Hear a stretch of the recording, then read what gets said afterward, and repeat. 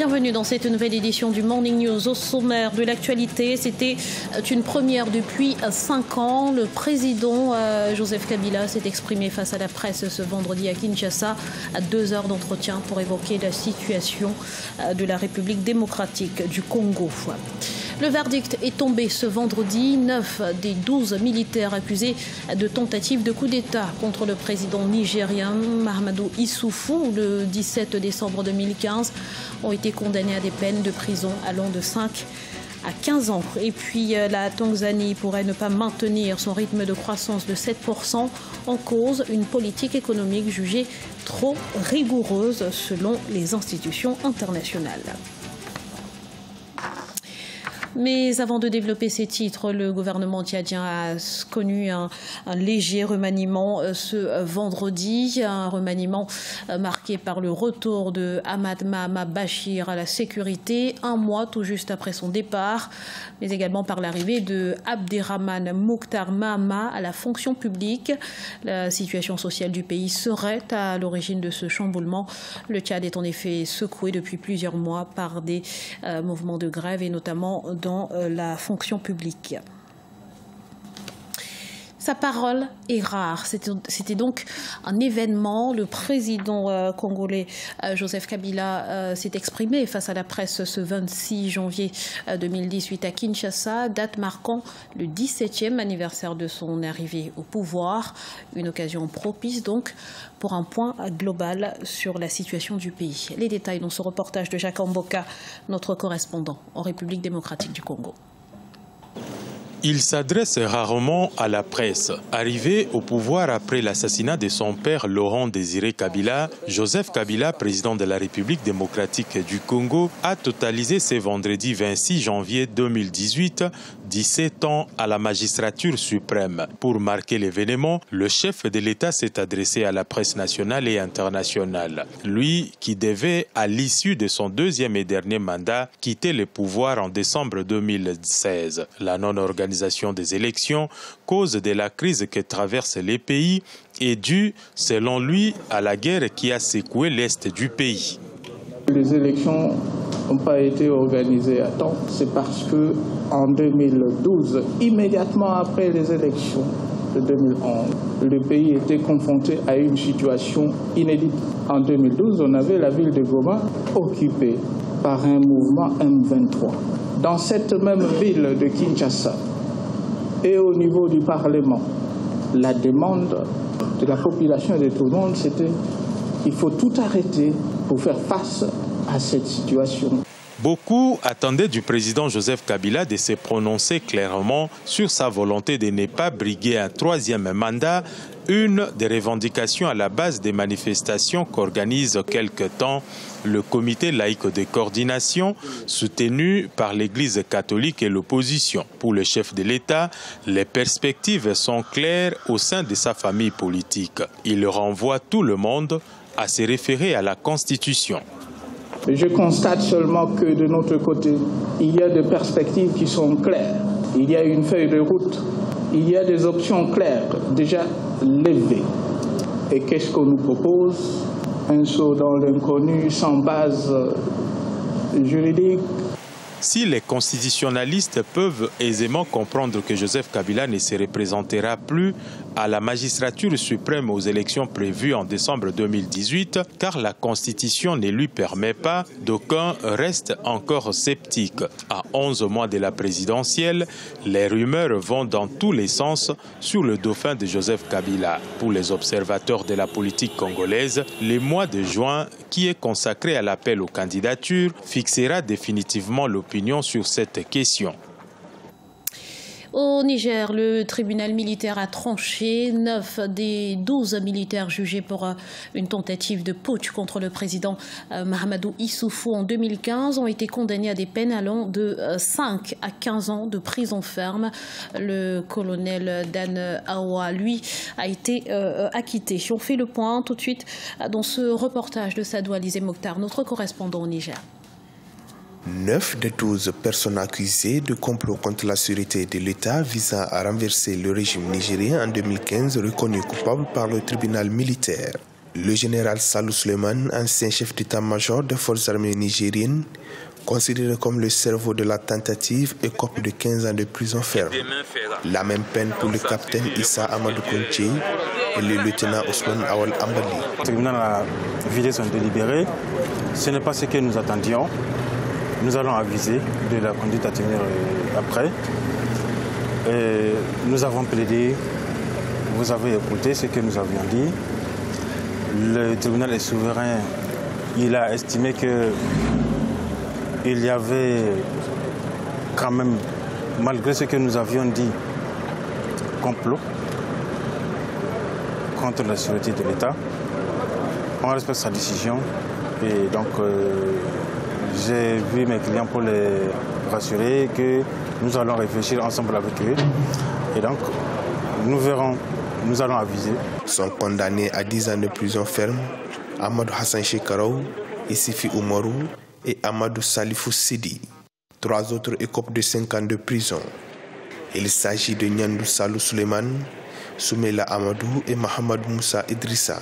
Les familles des condamnés dénoncent une injustice et entendent faire appel de cette décision du juge Ibrahim Daoudika et ses 4 collègues. Je sens de l'injustice, que ce n'est pas un bon jugement.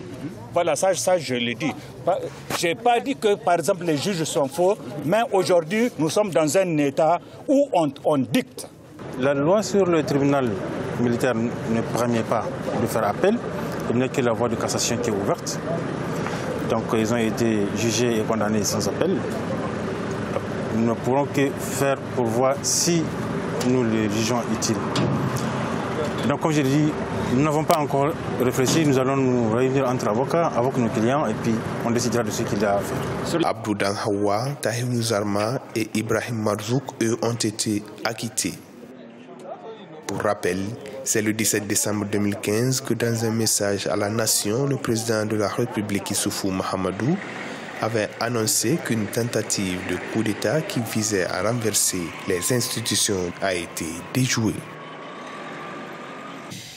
Dans le reste de l'actualité, des nuages s'amoncellent sur l'économie tanzanienne. Le Fonds monétaire international annonce un ralentissement de la croissance, ralentissement dû à l'appréhension des investisseurs étrangers et du secteur privé face à une politique gouvernementale jugée peu attractive. Explication avec Neilé, Claude et Bessa. En 2017, l'économie tanzanienne a progressé de 7,7%, faisant du pays l'économie la plus performante d'Afrique de l'Est. Bien que les données sur le produit intérieur brut indiquent une croissance forte et continue, d'autres données à haute fréquence suggèrent un affaiblissement de l'activité économique. Cela est attribué à la diminution du recouvrement des recettes fiscales et à la stagnation de la croissance du crédit qui se reflète dans l'augmentation des prêts improductifs dans les banques commerciales. Il y a des risques à la baisse pour la croissance économique à court terme découlant de la lenteur de la mise en œuvre du budget, un environnement commercial difficile et des préoccupations du secteur privé concernant l'application des règles par les autorités. Les performances économiques récentes de la Tanzanie demeurent mitigées. Des recettes intérieures supplémentaires doivent être mobilisées au moyen de réformes de la politique fiscale et de l'administration, tout en améliorant le fonctionnement du système de remboursement de la taxe sur la valeur ajoutée. Le gouvernement tanzanien a cherché à augmenter la collecte des recettes pour financer ses projets de méga-infrastructures. La nécessité de collecter davantage de recettes est devenue plus pressante à cause de la précarité des autres sources de financement telles que l'aide publique et la faiblesse des emprunts commerciaux selon la Banque mondiale. L'idéal serait même que les infrastructures soient financées avec la fiscalité qui donne plus de souveraineté à un État. Si nous prenons par exemple l'endettement, généralement contracté en devises, il y a des intérêts et donc augmente le service de la dette au niveau budgétaire et on assiste à un modèle qui fait en sorte que les crédits achetés vous contraint à peu près de travailler avec une entreprise précise. Le Policy Support Instrument, un programme triennal tanzanien qui expire fin janvier 2018, visait à soutenir les objectifs à moyen terme du pays. La Tanzanie espérait assurer le maintien de la stabilité macroéconomique, la préservation de la viabilité de la dette et la promotion d'une croissance plus équitable et créatrice d'emplois. Selon les observateurs, il y a de fortes chances que les performances économiques enregistrées en 2017 ne s'améliorent pas en 2018. La disparition du trompettiste sud-africain Hugh Masekela a profondément ébranlé le monde de la musique. De Paris à Dakar, de New York à Yaoundé, les hommages se succèdent. Le saxophoniste camerounais Manu Dibango se souvient d'un artiste hors pair, Solange Dubois. Première trompette, il l'a tenue à l'âge de 16 ans. Un cadeau d'un prêtre anglais anti-apartheid qui travaillait dans les townships. Elle appartenait, paraît-il, à Louis Armstrong. Avec sa musique à la fois plaintive et ombrageuse, tantôt mêlée de blues, de sonorités africaines, de soul ou encore d'électro, Hugh Masekela s'est rapidement imposé comme une figure incontournable du jazz.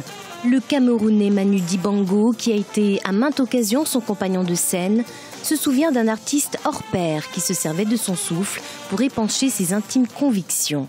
Et c'est quelqu'un que j'ai eu la chance de connaître dès la fin des années 60. Et nous avons vécu 2 ans aux États-Unis, lui avec sa trompette, moi avec mon saxo. Et par la suite, dans la vie, nous avons fait énormément de concerts ensemble. Le fait qu'il était très populaire lui permettait de présenter la situation de l'apartheid dans son pays. Pionnier de l'afro-jazz et symbole de la lutte contre l'apartheid, Hugh Masekela est devenu à travers ses œuvres indissociable de l'histoire sud-africaine. On se souvient notamment de Soweto Blues, une chanson emblématique du mouvement anti-apartheid, ou encore Bringing Back Home, Ramenez-le à la maison, écrite durant son exil, qui appelle à la libération du président Nelson Mandela, alors emprisonné. Il n'est pas facile de décrire Hugh. Il n'y a pas beaucoup de mots pour le décrire et je dis toujours qu'il était tout. En ce qui me concerne, je l'ai mis dans le même registre que Mandela, parce que même si les gens le connaissent musicalement, nous passions plus de 70% du temps à ne pas parler de musique. C'est ce Hugh-là que je connais. Au cours de sa carrière, la légende du jazz a fréquenté de grands noms de la musique, tels que Miles Davis, Fela Kuti ou encore Miriam Makeba, connue sous le nom de Mama Africa. Il a également collaboré avec les Byrds et joué aux côtés de stars tels que Janis Joplin, Otis Redding et Jimi Hendrix au célèbre Monterey Pop Festival. Après 50 années de spectacles et de tournées, Hugh Masekela est décédé ce mardi 23 janvier des suites d'un cancer à l'âge de 78 ans.